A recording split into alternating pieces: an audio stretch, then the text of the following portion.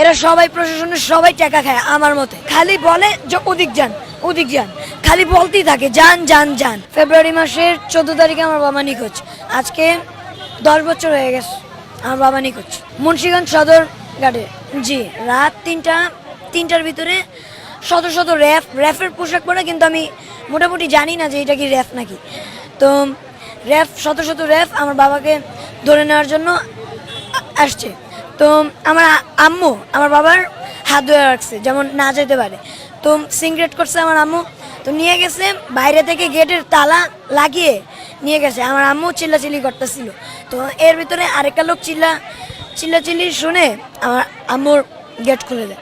না, আমি ছোটবেলা থেকে আমি যে 5 মাস ছিলাম সে সঙ্গে থেকে আমার বাবা নিখোঁজ, এগুলো শুধু আমার আম্মু আমাকে বলেছে। তো আমি চাই যে আমার বাবা অর্থাৎ মুক্তি পাক আয়নাগর অর্থাৎ ডিজিএফআই থেকে। না, কখনো দেখিনি, ছোটবেলা থেকে পিকচার আর ভিডিওতে আমার বাবাকে আমি দেখেছি।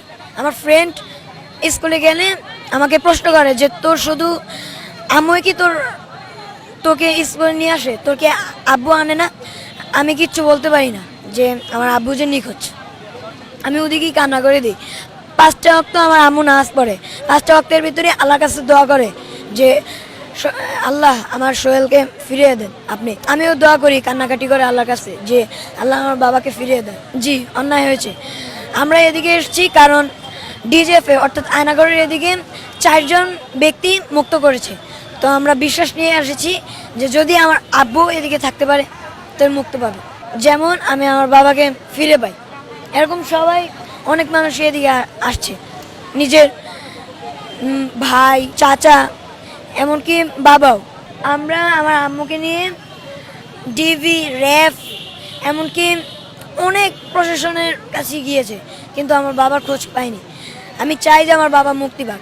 এরা সবাই প্রশাসনের সবাই টাকা খায় আমার মতে, কেননা দৌড়াদৌড়ি করছি, খালি বলে যে ওদিক যান ওদিক যান, খালি বলতেই থাকে যান যান যান, শুধু টাকাই খায়।